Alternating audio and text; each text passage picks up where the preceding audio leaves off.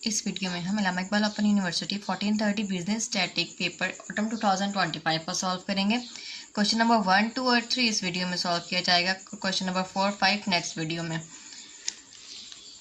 Question number 1 है explain the term statics and discuss various interpretation in which the word is used. हमने तो एक statics के बारे में बताना है कि स्टैटिक्स क्या होती है, उसके अलावा स्टैटिक्स का वर्ड किस लिए यूज़ होता है ये बताना है। आप इजीली बुक में से इसका आंसर याद कर सकते हो। क्वेश्चन नंबर 1 एंड 2 दोनों ही चैप्टर नंबर 1 में से हैं। स्टैटिक्स की डेफिनेशन करनी है, देन उसके डिफरेंट मीनिंग्स।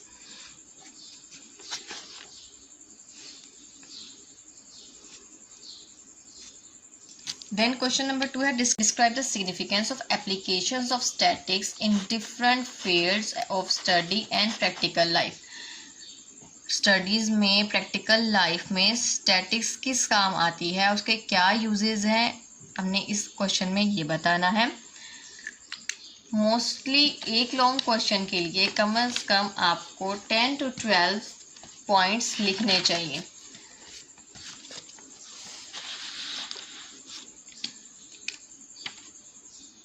स्टैटिक्स ज़िंदगी के बहुत से शोबों में काम होता है, इवन सब शोबों में यूज़ होता है। एग्रीकल्चर में, बिजनेस में, banks, economic, biology, social science, plant science, physical science and medical science. Then next है question number 3 compute the mean and median for the following data. हमने इस डेटा का एक मीन मालूम करना है और दूसरा मीडियन मालूम करना है। मीन और मीडियन दोनों ही सेंट्रल टेंडेंसी की दो टर्म्स हैं। मीन को एक्स बार के साथ रिप्रेजेंट किया जाता है और इसका फॉर्मूला होता है summation F X bye summation F. ये जो निशान है इसको समीशन भी पढ़ा जाता है और सिग्मा भी। अब फर्स्ट क्या करना है, एफ एक्स को मल्टीप्लाई करना है। अगर हम डेटा की तरफ देखें तो इसमें एक्स की वैल्यू नहीं है। एक्स का मतलब होता है मिड वैल्यू। हमने क्लासेस के अंदर से मिड वैल्यू मालूम करनी है। मिड वैल्यू मालूम करने का इजी वे यही है कि इन दोनों नंबर्स को प्लस करें और 2 से डिवाइड कर दें। जो इसकी मिड वैल्यू है वो आपके पास आ जाएगी।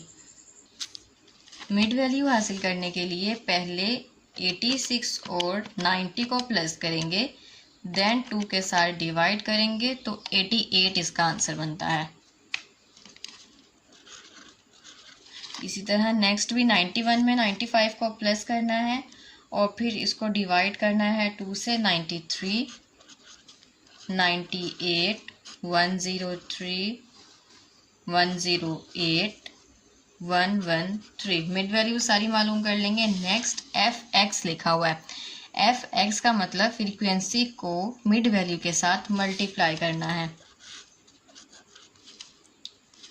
6 को 88 से मल्टीप्लाई करेंगे। 6 multiply 88, 528, 4 93 are 372, 10 98 are 980, 6 multiply 103 equal 618, 3 multiply 108 equal 324 and 113 multiply 113। अब सिग्मा है नेक्स्ट। सिग्मा का मतलब होता है वैल्यूज़ को जमा करना। एफ एक्स का जो हमने न्यू टेबल बनाया है इसे जमा करेंगे। सब वैल्यूज़ को प्लस करने पर हमारे पास आता है 2935। Now 2935 divided by sigma F, इसका मतलब फ्रीक्वेंसी की वैल्यूज़ को जमा करना। 6 and 4 10, 10 और 10 20, 20 and 4 10, 20 and 10 30।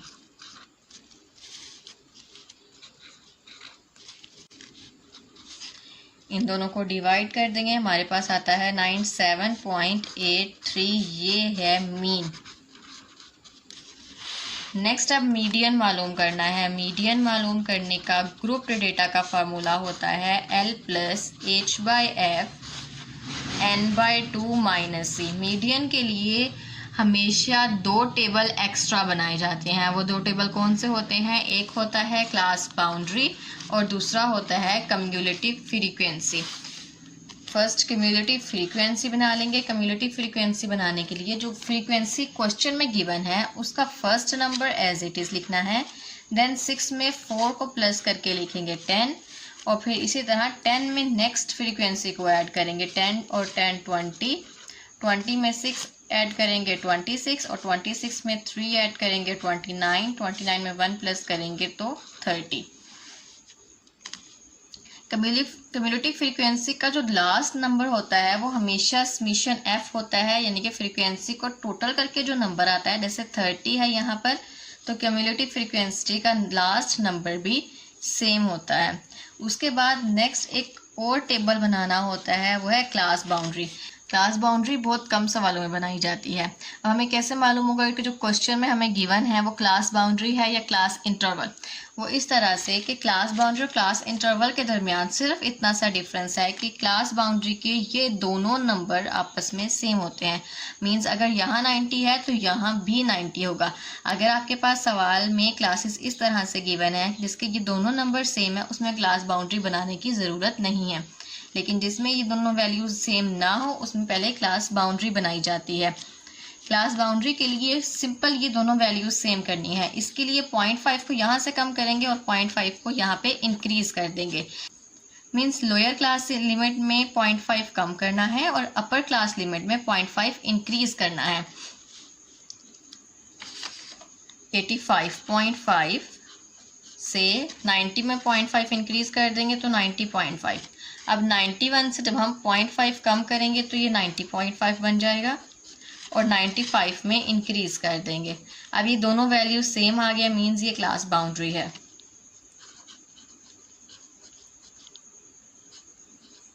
इस तरह बाकी वैल्यूज भी मालूम कर लेंगे। 105.5, अब 106 में से हाफ कम किया तो 105.5 हो जाएगा। 110 में इंक्रीज कर देंगे। देन 111 में से हमने हाफ कम कर देना है और 115 में इंक्रीज करना है। ये क्लास बाउंड्री बन गई। अब फार्मूले के अकॉर्डिंग सबसे पहले n/2 को सॉल्व किया जाता है। मीडियन के फार्मूले में n से मुराद होता है सिग्मा एफ। सिग्मा एफ की वैल्यू है 30 divide 2 equal 15।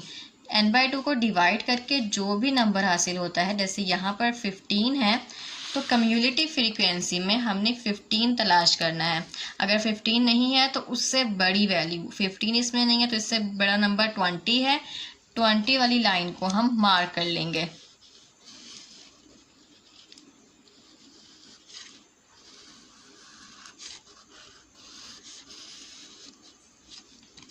For median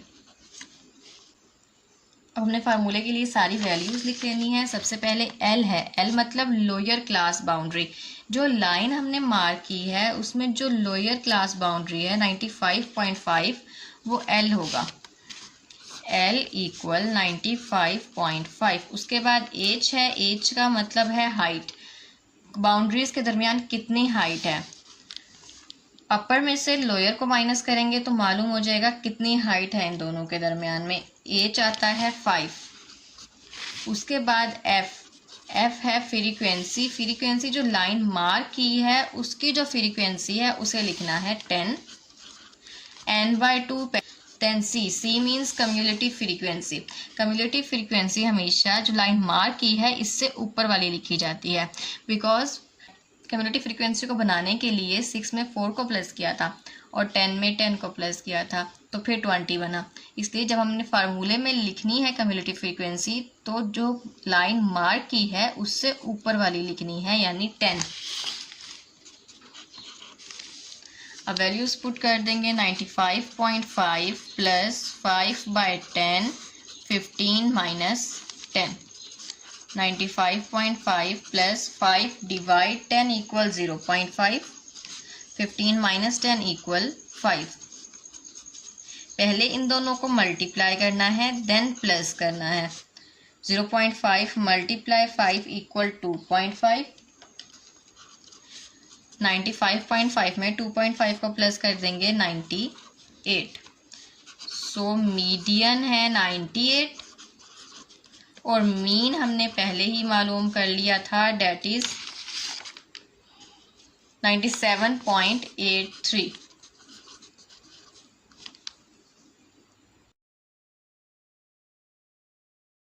question number 3 का सेकंड क्वेश्चन है जिसमें स्टैंडर्ड डेविएशन मालूम करना है। स्टैंडर्ड डेविएशन डेटा का अपने मीन से फासला बताता है।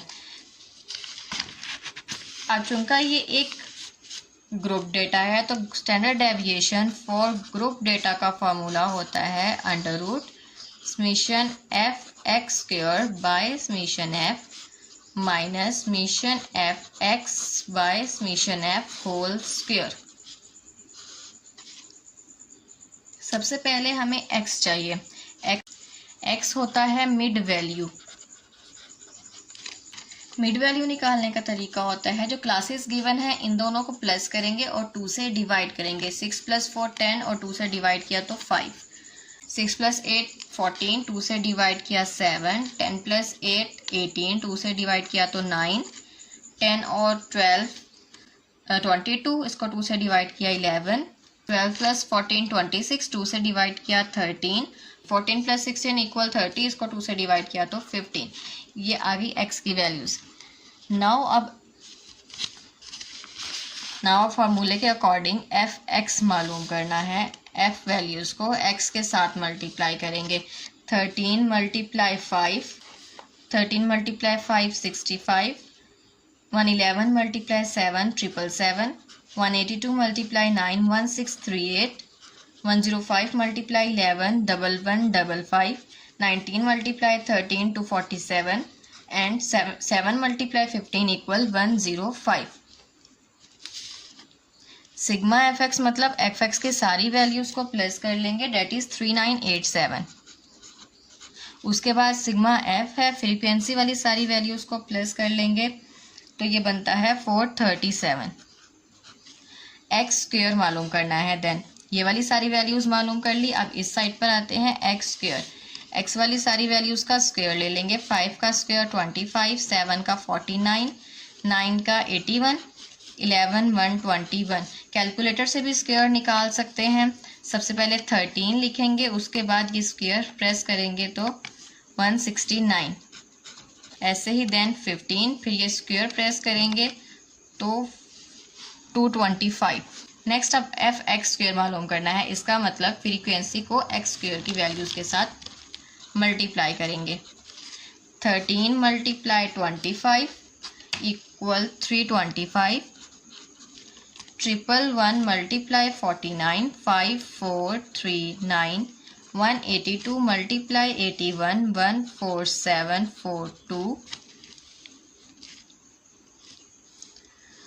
105 × 121 12705। 19 × 169 = 3211। 7 × 225 = 1575। अब एफ एक्स स्क्वायर के साथ सिग्मा का निशान है, यानी इन सब वैल्यूज़ को प्लस कर देंगे। 37997। अब फार्मूले में वैल्यूज़ पुट करनी है। Under root as it is sigma F X square है 37997 बाय सिग्मा एफ है 437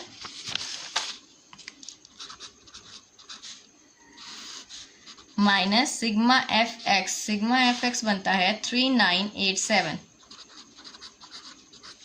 bye summation F 437 whole square.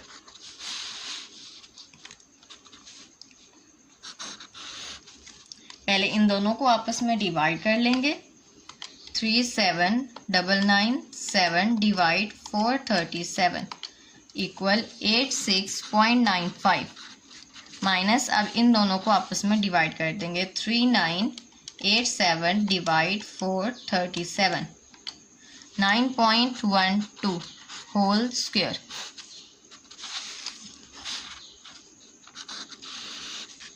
86.95 as it is. पहले इसका स्क्वायर लेना है जो कि आता है 83.24।